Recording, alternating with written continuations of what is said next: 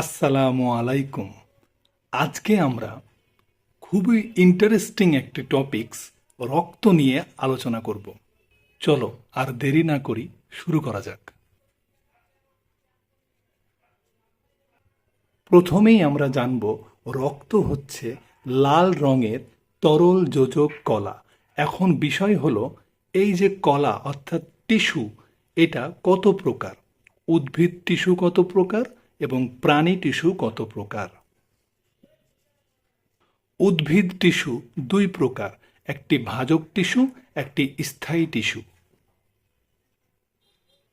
প্রাণী টিস্যু চার প্রকার, এক আবরণী টিস্যু, দুই পেশি টিস্যু, তিন যোজক টিস্যু, চার স্নায়ু টিস্যু। এই সেই যোজক টিস্যু যেটিকে আমি বলছি তরল যোজক কলা। আরও মনে রাখবো এটি হালকা লবণাক্ত হয়ে থাকে, অস্বচ্ছ হয়ে থাকে এবং চটচটে ভাব হয়ে থাকে। এবার আমরা জানব রক্তের পিএইচ কত। রক্তের পিএইচ এক এক বইয়ে এক এক রকম তথ্য দেওয়া থাকে। কোনো বইয়ে 7.36 থেকে 7.45 রয়েছে, কোনো বইয়ে 7.2 থেকে 7.4 রয়েছে, আর কোনো বইয়ে শুধু 7.4 দেওয়া থাকে। অবশ্যই মনে রাখবো অ্যাপ্রোপ্রিয়েট হচ্ছে 7.4। এমসিকিউতে যদি 7.4 থাকে তাহলে এটি অ্যান্সার করতে হবে। আমরা একটু জানি এই পিএইচ এর মানে কি। পিএইচ এর অর্থ হচ্ছে পটেনশিয়াল অফ হাইড্রোজেন। এর আবিষ্কারক সরেনসেন, তিনি 1909 সালে এটি আবিষ্কার করেছিলেন। এর বাড়ি হচ্ছে ডেনমার্ক।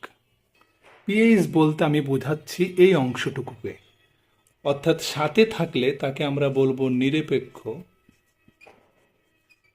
সাতের নিচে নেমে গেলে সেটাকে আমরা বলবো অ্যাসিড অথবা অম্ল,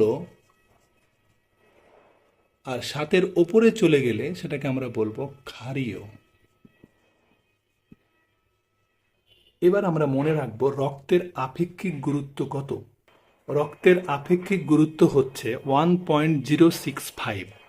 অনেকেই বলে রক্ত লবণাক্ত লাগে কেন। রক্ত লবণাক্ত লাগার কারণ হলো অজৈব লবণের উপস্থিতি। আচ্ছা, রক্তের স্বাভাবিক তাপমাত্রা কত?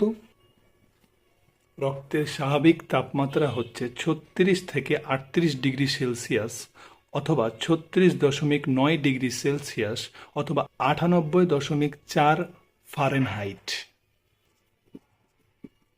রক্তের ঘনত্ব 1060 কেজি পার মিটার কিউব। মানুষের রক্তের পরিমাণ পুরুষে অর্থাৎ মেলে 5 থেকে 6 লিটার এবং মানুষের রক্তের পরিমাণ ফিমেলে 4.5 থেকে 5 লিটার।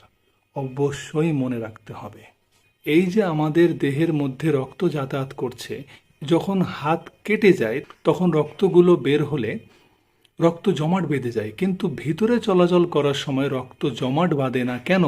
তার কারণ হলো শরীরে এক ধরনের পদার্থ রয়েছে যার নাম হচ্ছে হেপারিন। কিন্তু যখন জোক কামড় দেয় তখন রক্ত জমাট বাঁধতে আবার দেরি হয়। তার কারণ হচ্ছে জোকের লালাতে হিরোডিন নামক একটি পদার্থ থাকে।